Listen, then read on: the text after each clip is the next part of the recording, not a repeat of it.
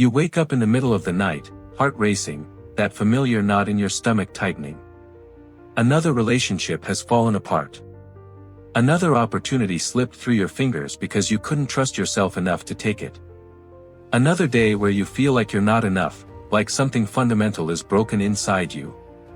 You've tried everything, therapy, self-help books, meditation apps, but nothing seems to reach that deep wound that keeps bleeding beneath the surface. What if I told you that the root of your emotional suffering isn't some mysterious character flaw or chemical imbalance? What if the answer has been hiding in plain sight your entire life, in the very first relationship you ever had?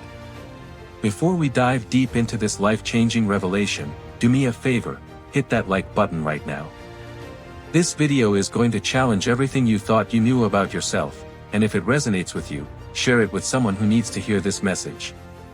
And subscribe to this channel, because we're building a community of people who are brave enough to face the truth and heal from it.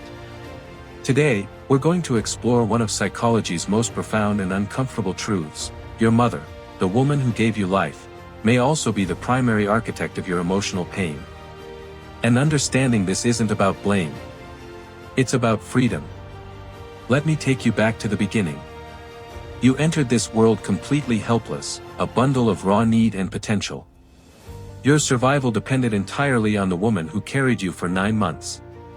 And in those first crucial years of life, something extraordinary happened in your brain, something that would shape every relationship, every emotional response, every moment of anxiety or confidence you'd experience for the rest of your life. Psychologists call it attachment theory, and it's one of the most researched and validated frameworks in modern psychology.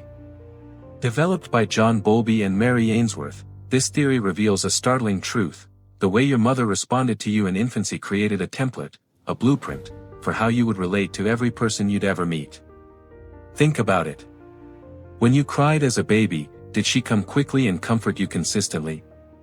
Or did she sometimes ignore your cries, respond with frustration, or attend to you unpredictably? These patterns, repeated thousands of times in your first few years, literally wired your nervous system to expect certain responses from the world.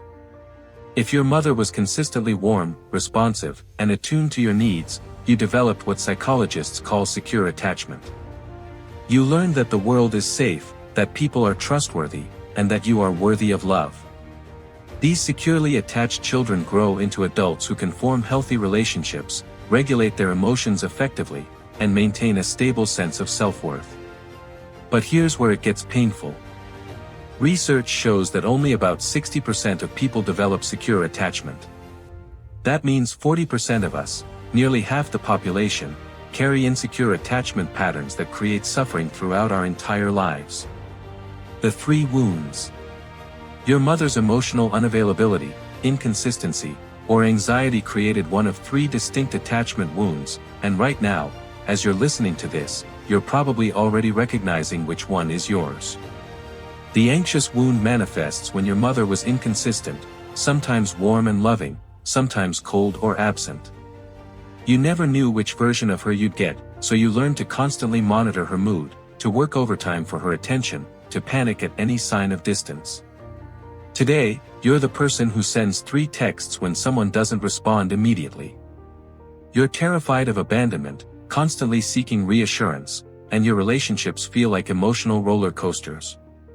You've become a master at reading subtle cues in others because your survival once depended on predicting your mother's emotional state. The avoidant wound developed when your mother was consistently emotionally unavailable or dismissive of your needs. Maybe she was depressed, overwhelmed, or simply uncomfortable with emotional intimacy. You learned that expressing needs leads to rejection, so you stopped expressing them. You became fiercely independent, but it's not real independence. It's a protective armor. Today, you struggle with intimacy, you intellectualize your emotions, and you might pride yourself on not needing anyone, all while secretly feeling profoundly alone. You've convinced yourself that you're better off solo, but deep down, there's a desperate, hidden longing for connection that terrifies you. The disorganized wound is the most painful. It occurs when your mother was your source of both comfort and fear, perhaps because she was abusive, severely mentally ill, or traumatized herself. You needed her for survival, but she was also dangerous. This creates an impossible psychological bind. You move toward connection while simultaneously pulling away. Today, you might sabotage relationships right when they get good, experience intense emotional swings, or find yourself drawn to chaotic, dramatic relationships that recreate the original trauma. You're stuck in an approach avoidance dance that leaves you exhausted and confused. The critical period. Here's what makes this so powerful and so painful. These patterns were established during what neuroscientists call the critical period of brain development, roughly from birth to age 3. During this window, your brain was forming at an explosive rate, creating up to 1 million neural connections per second. Your mother's face was your mirror. When you smiled and she smiled back, you learned that you have a positive effect on the world. When you cried and she came with comfort, you learned that your emotions are valid and that help is available.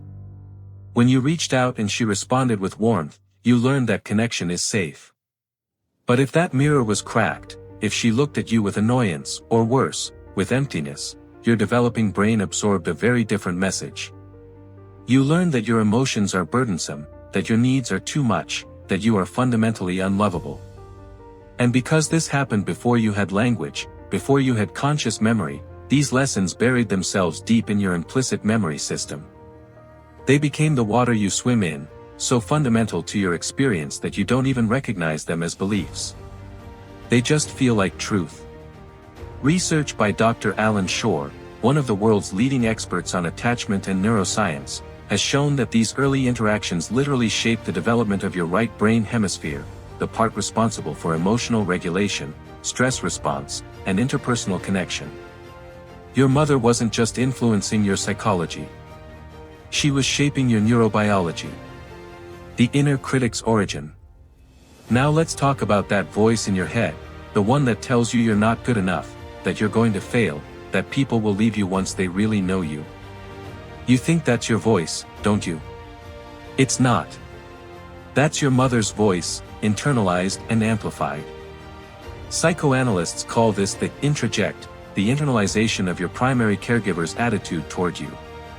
Every critical comment, every disappointed look, every moment she was too tired or too overwhelmed to see you, they all accumulated into an internal representation of how she saw you.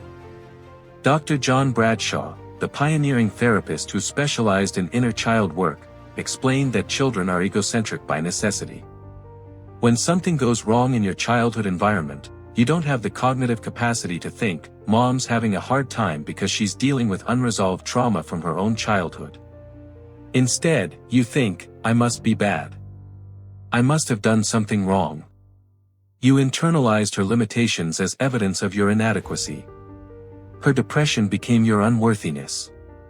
Her anxiety became your sense that the world is dangerous. Her emotional unavailability became your belief that you don't deserve love. And here's the cruelest irony, you now perpetuate these patterns yourself. You choose partners who are emotionally unavailable because that feels like home. You push away people who are good to you because their kindness doesn't match your internal template of how love should feel. You create the very rejection you fear most because your nervous system is wired to expect it. The generational transmission. Before you start hating your mother, understand this, she was doing this from her own wound. Your grandmother likely wounded your mother in similar ways. And her mother before her. This isn't a conscious choice. It's a generational transmission of trauma, passed down through the family line like genetic material. Your mother couldn't give you what she never received herself. If she didn't learn emotional attunement from her own mother, how could she provide it to you? If she was taught that emotions are weak or shameful, how could she validate yours? If she was raised in an environment where survival took precedence over connection, how could she prioritize your emotional needs?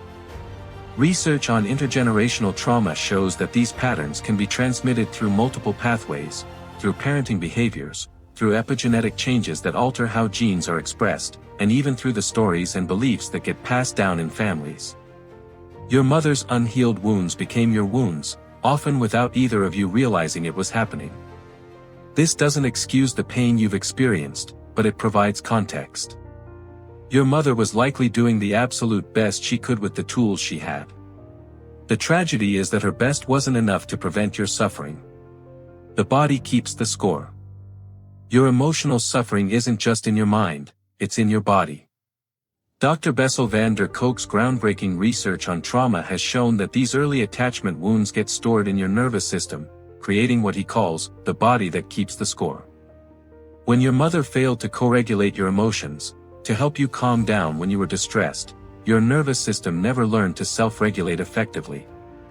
Today, you might experience chronic anxiety, panic attacks, or emotional numbing. You might have unexplained physical symptoms, chronic pain, digestive issues, or a compromised immune system. These aren't separate problems. They're all manifestations of the same root wound.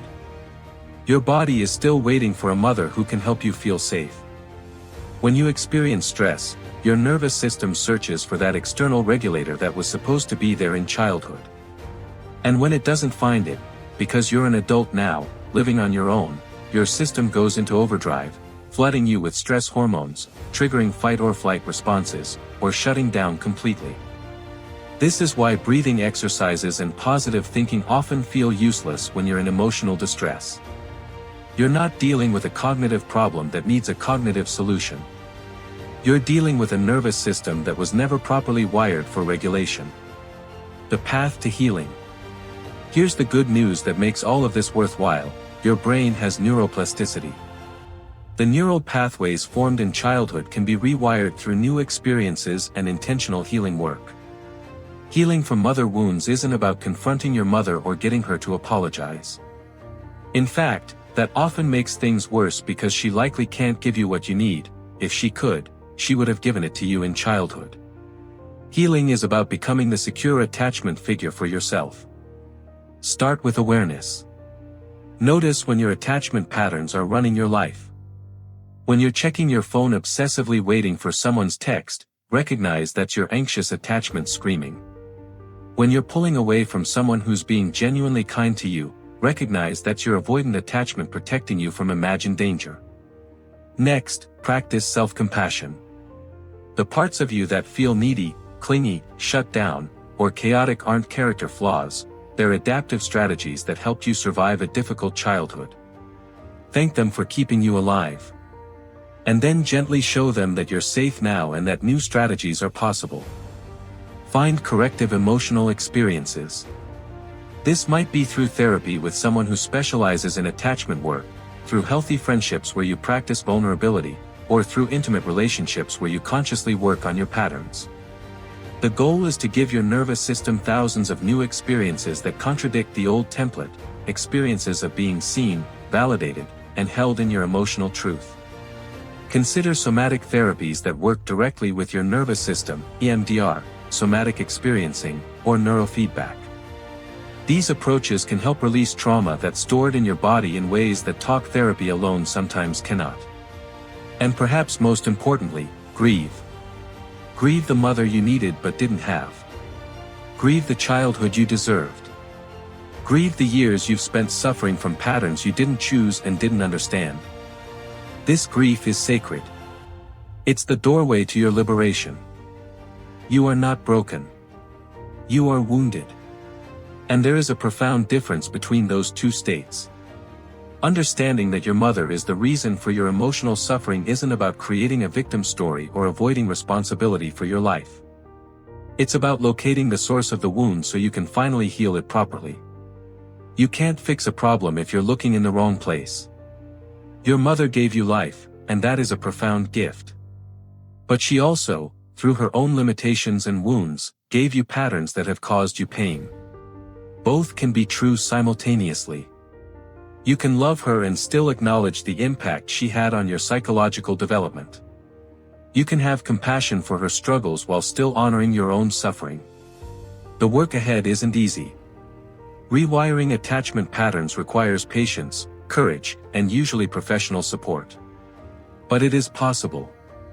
Every day, people around the world are breaking free from these intergenerational cycles, learning to love and be loved in ways their mothers never modeled for them.